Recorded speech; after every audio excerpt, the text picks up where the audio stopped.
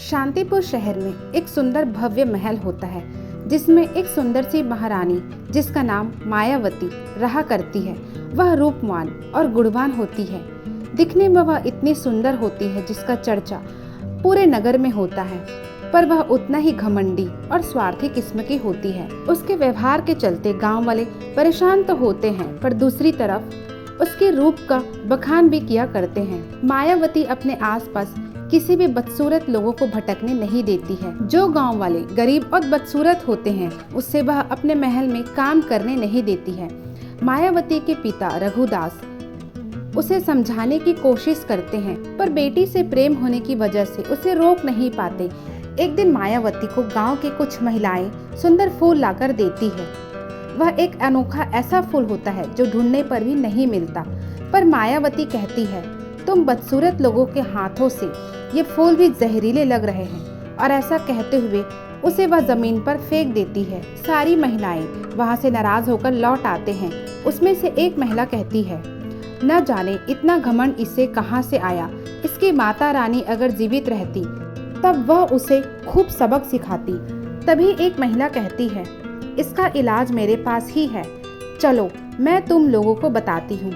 तभी थोड़ी देर में सब अपना कस्बा वापस लौट आते हैं और आते ही सीधे गांव के बूढ़े वैद्य जी के पास चले जाते हैं।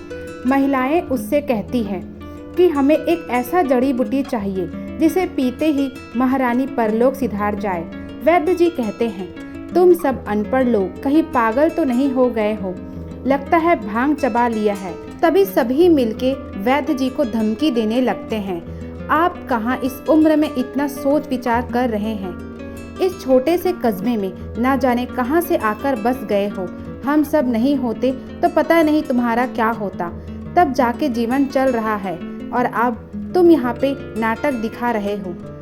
अब चुपचाप हमारा काम करते हो या नहीं, जो कहा है वही करो, वरना इसका परिणाम बहुत ही बुरा होगा। वैद्य जी डरते हुए कहते हैं कि मैं किसी का जीवन बर्बाद नहीं कर सकता, पर हाँ मैं तुम लोगों को एक ऐसा जड़ी बूटी दे रहा हूँ जिसे पीने के बाद महारानी बदसूरत दिखने लगेगी। आखिर तुम सब यही तो चाहते हो ना।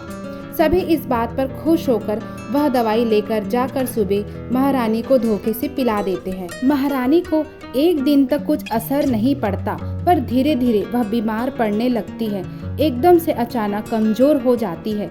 उसके पिताजी दूर दूर से वैद्य बुलाते हैं, पर उसका इलाज कोई भी नहीं कर पाता, क्योंकि गांव का वैद्य उसे जादुई जहर दिया होता है जिसका इलाज करना असंभव होता है। महारानी भी अपने आप को देखकर फूट फूट कर रोने लगती है, खुद को कोसने लगती है और अपनी माँ को याद करते हुए बहुत जोर जोर से चिल्लाकर रोने लगती है। उसके रोने से महल गूंज उठता है। उसके पिताजी और महल के अन्य साथी उसके दुख में दुखी तो जरूर होते हैं, पर कुछ मदद करने में असमर्थ होते हैं। मायावती महल से बाहर निकल आती है। वह दिखने में बिल्कुल काली सूखी लकड़ी के समान हो जाती है। वह अपने आप को देखते देखते महल के पीछे जंगल की ओर चली जाती है। जैसे ही वह जंगल की ओर जाती है वह खुद भी एक सूखा पेड़ बन जाती है। मायावती यह समझ ही नहीं पाती कि उसके साथ आखिर ये क्यों हुआ। वह बस आंसू बहाती रहती है। सवेरे सबको मालूम पड़ता है कि मायावती महल से गायब हो गई है। उनके पिताजी और सब बहुत ही ढूंढने की कोशिश करते हैं, पर वह कहीं भी नहीं मिलती। वहीं दूसरी ओर मायावती अब एक पेड़ बन चुकी होती है। कुछ दिन बाद उस पर एक जहरीला सर्प आता है और अपना घर बसाने लगता है। मायावती उसे बार बार जमीन पर पटकती है, पर फिर भी वह सर्प उसी पेड़ पर लिपटा ही रहता है। तभी अचानक वह सर्प उस पेड़ से कहता है, तुझे किस बात का इतना घमंड है? तू मुझे अपने ऊपर रहने क्यों नहीं दे रही है? मुझे जमीन पर क्यों पटक रही है? मायावती कहती है, मैं कोई पेड़ नहीं हूँ, मैं एक रानी हूँ जो किसी की वजह से ऐसा बन चुकी हूँ। तभी सर्प भी सदमे में चला जाता है और वह पूछता है कि आखिर ये सब कैसे और क्यों हुआ। मायावती उसे अपनी कहानी बताती है। मेरी माँ बताई थी, जब मैं पैदा हुई तब मैं बहुत ही बदसूरत और काली थी। मुझे कोई भी पसंद नहीं करता था, मेरे माँ बाप के अलावा। धीरे धीरे समय निकलने लगा, मैं बड़ी होती गई। तब मैं ये दर्द स्वयं ही महसूस करने लगी। मुझे महल में सभी लोग बहुत ही अलग नज़र से देखते थे और मेरे पीठ पीछे कहा करते थे, न जाने रानी राजा इसे किस नाली से उठाकर लाए हैं। ये बदसूरत लड़की, इसकी संतान नहीं हो सकती। मैं ये बात सुनकर डर में ही अपने कमरे से बाहर नहीं निकलती थी। मुझे कोई भी पसंद नहीं करता था। ये जानकर मेरी माँ बहुत ही रोया करती थी। तभी एक दिन मेरी माँ शहर जाकर एक ऐसा जादुई दवाई लाई जिसे खाने के बाद मैं धीरे धीरे सुंदर और रूपवान होने लगी। बस इसी बात से लोग मुझसे और भी अधिक जलने लगे। कालिया भाई, मेरी मदद करो, मुझे वापस इंसान बनना है। कालिया सर्प रानी की बात को सुनकर रोने लगता है और उसे वादा करता है कि मैं तुम्हें इस मुसीबत से जरूर बाहर निकालूंगा। वह तुरंत ही बाहर जाता है। कुछ ही देर में आखिर सर्प को मालूम पड़ ही जाता है कि रानी का हालत एक वैद्य की वजह से हुआ है। वह बिना किसी देरी के वैद्य के घर पहुंच जाता है। कालिया साहब जाते ही वैद्य जी से सबसे पहले वही सवाल करते हैं, पर वैद्य जी उसे कुछ भी बताने को तैयार नहीं रहते। कालिया सांप के डराने धमकाने पर वैद्य जी सच्चाई बता देते हैं, पर वह सर्प से कहते हैं, मुझे माफ करना कालिया भाई, मैं अपनी जान की परवाह करते हुए डर गया था और इस वजह से उन लोगों को मैंने गलत दवाई दे दिया था। पर मैं इस बात का बहुत ही पश्चाताप कर रहा हूँ और इसके बदले मैं तुम्हें एक ऐसा दवाई देने वाला हूँ जिसकी सहायता से तुम महारानी की मदद कर पाओगे। वैद्य जी कहते हैं, ये लो एक दवाई, इसे खाते ही तुम एक दिन के लिए इंसान बन पाओगे। पर मेरी बात ध्यान से सुनना।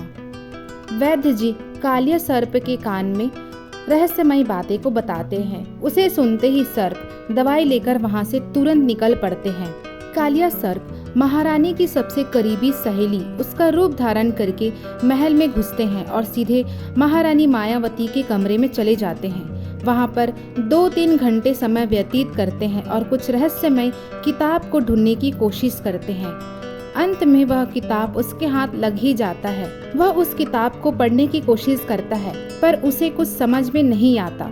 पर उसमें एक लाइन उसे समझ आता है जिसमें लिखा होता है, लाल नंदी। और तभी अचानक मायावती के पिताजी उसी कमरे में आ पहुंचते हैं और तभी वह देखते हैं कि मायावती की सहेली उसकी किताब के साथ छेड़खानी कर रही है। तभी उसके पिताजी उसे कहते हैं, मुझे मालूम पड़ चुका है कि तुम उसकी सहेली नहीं हो। कौन हो तुम और मुझे सच्चाई बताओ। तुम यह रूप धारण करके कैसे महल में आई हो? आखिर कौन हो तुम? तब कामिनी यानी कालिया सर्प जो मायावती की सहेली का रूप धारण की हुई है, वह सारी बात डर के मारे महाराजा को बता देती है। महाराजा रोते हुए कहते हैं कि चलो मैं तुम्हारी मदद करता हूँ क्योंकि तुम मेरी बेटी की मदद कर रही हो। मायावती के पिता लाल नदी का रहस्य बताते हैं। वह कहते हैं, जंगल के पीछे एक पुरानी मंदिर है, वहाँ साल में एक बार पूजा होता है। उसी के किनारे एक छोटी नदी है जिसका रंग लाल है। दरअसल पूजा के बाद लोग सामग्री उसी नदी में अर्पित कर देते थे, जिस वजह से वह नदी का जल बहुत ही पवित्र बन चुका है। तुम तुरंत ही जाकर उस पवित्र जल को लेकर मायावती के जड़ यानी उस पेड़ पर तुरंत ही डालो। कालिया सर्प यानी कामिनी बिना किसी देरी के रात के अंधेरे में ही उस नदी के जल को लाकर मायावती के जड़ पे अर्पित करती है। मायावती तुरंत ही महारानी और सुंदर रूप में वापस लौट आती है। कामिनी उसे लेकर तुरंत महल में लौट आती है। सभी यह देखकर हैरान हो जाते हैं और सभी खुशी से झूम उठते हैं। कालिया सर्प अपने दुनिया में वापस लौट जाता है। तो दोस्तों कहानी खत्म हुई। स्वस्थ रहे, मस्त रहे, सबको साथ लेकर चले। Thank you so much for listening me.